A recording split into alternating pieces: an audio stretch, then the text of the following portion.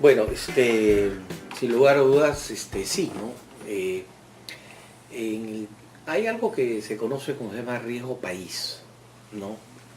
Y uno de los riesgos que puede tenerse en un país es el respeto de la institucionalidad, el respeto de las reglas de juego, estabilidad jurídica, y también algo que es muy importante es tener autoridades honestas, probas, que estén convencidas de lo que se hace. ¿Y qué pasa? Que el inversionista, sea nacional o extranjero, invierte en un país cuando le da seguridad jurídica, ¿no?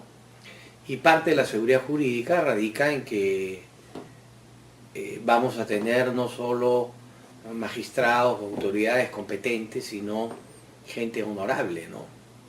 Y podemos poner un ejemplo muy tonto, aunque puede sonar tonto, pero es muy cierto, ¿no? Cuando un vehículo se pasa la luz roja, un vehículo invade el carril de emergencia, la autopista, y la autoridad, que es el policía, no dice nada o no hace nada, el inversionista lo que se pregunta es si así está el tránsito en la ciudad y no se respetan las reglas de tránsito, ¿cómo estará el Congreso? ¿Cómo estará el Poder Judicial? ¿No? Entonces, y desde luego el Poder Ejecutivo, donde depende de la policía. Entonces nosotros damos señales, ¿no? Señales al mercado. Y las señales que se están dando realmente son muy malas, ¿no? Por otro lado, también tenemos inversionistas y no voy a mencionar nombres, y tampoco soy nadie para juzgar a nadie, pero sí hay inversionistas que les parece normal violentar la ley y valerse de un sistema corrupto para lograr hacer negocios, ¿no? Pero hay otras empresas que son la mayoría que cuando deciden invertir en un país se someten a las reglas de juego, ¿no? Y quieren que esas reglas de juego se respeten. Pero muchas veces no lo han logrado. Y lo que han hecho es retirarse del país, no invertir, no desarrollar proyectos, ¿no? Y tenemos muchas experiencias que ha sucedido. Entonces, en realidad, lo que hemos visto de estos últimos momentos, más allá de lo bochornoso que resulta, ¿no? Y para los que estamos en el mundo del derecho y actuamos correctamente, muchas cosas no nos sorprende, ¿no?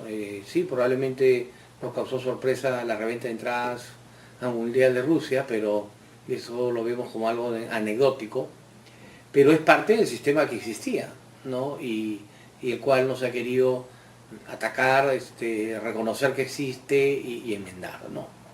Entonces, esto sí definitivamente eh, afecta a las inversiones.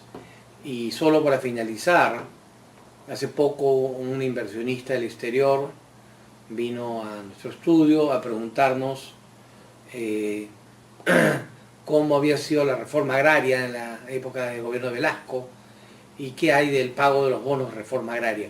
Y quería invertir en el sector agroindustrial. Y bueno, se tuvo que decir la verdad, ¿no? La reforma agraria fue una confiscación al propietario privado y los bonos de reforma agraria hasta el día de hoy no se pagan. Ya han pasado más de 40 años, ¿no? Entonces, ¿dónde está la seguridad jurídica? Y efectivamente lo que me dijo este inversionista, en el Perú existe todavía o hay rezagos del trauma de la reforma agraria, de los bonos de reforma agraria, porque es parte del riesgo país que tienen que analizar y asumir, ¿no? Más allá del boom industrial que hay hoy en día y en buena hora que lo haya. Entonces, eso es importante tenerlo presente para los efectos de las inversiones, ¿no?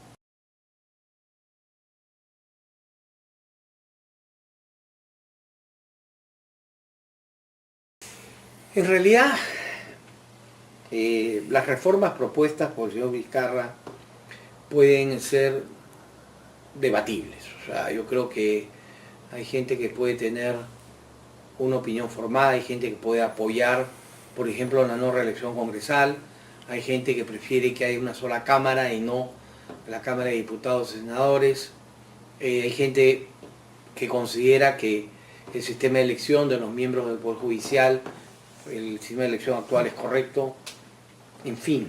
Pero yo creo que tenemos que dar un paso hacia atrás. Y el paso hacia atrás parte por una palabra que se llama educación. Educación y educación. Y educación con valores.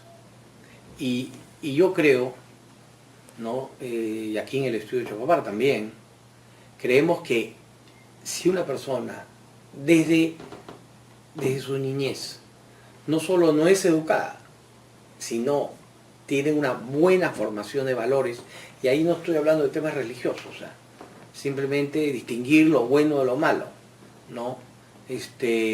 Distinguir que así sea una entrada al Mundial de Rusia, igualmente es corrupción, ¿no?